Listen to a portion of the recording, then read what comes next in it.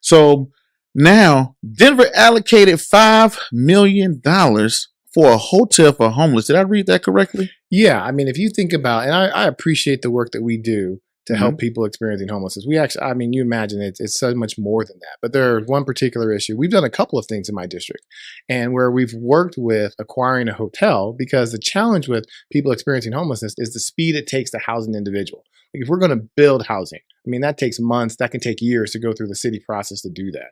But if we can look and say, hey, here's a hotel that we can quickly acquire to provide services and housing for people, that is an immediate way to get somebody who's experiencing homelessness off the street into stability and with services. So we have done that throughout the city in several different capacities. So I'm excited that, and I say I was going to get too excited that, but we're also doing it throughout the city, because most people think about people experiencing homelessness, we think about the downtown core. But downtown cannot bear the entire burden of people experiencing homelessness for our city. Every district has to do their part.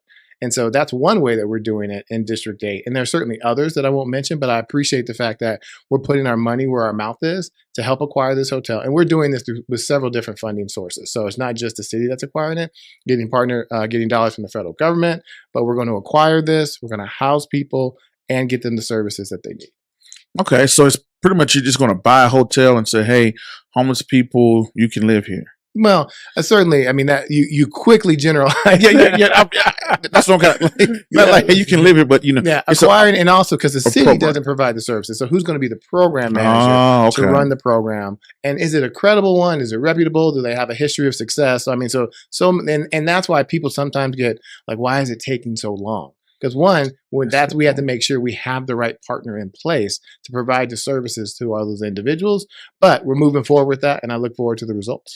Yeah, because I had one of my guests came down to the podcast and he said, man, you guys got a lot of homeless people around here, just looking at downtown Denver. And he was like, man, if I had the money, I would just buy a hotel and just say that everybody can just live there, as much money we have and things like that.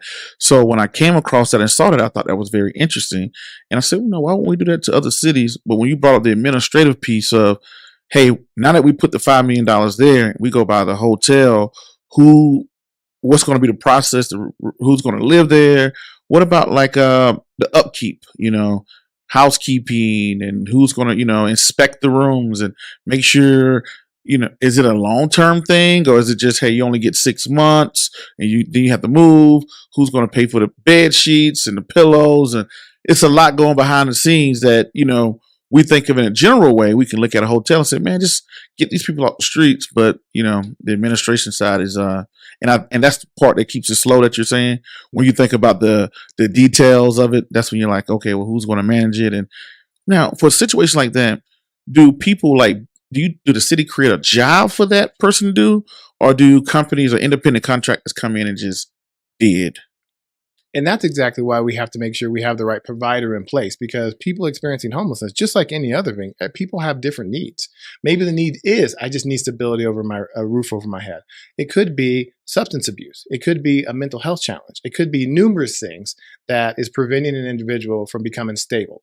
That's why we put them in these particular programs where we can assess each individual need and find them a solution. So when we say provide services, it's very broad and general, because different people need different things.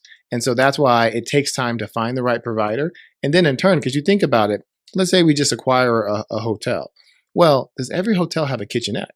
How are these individuals going to eat?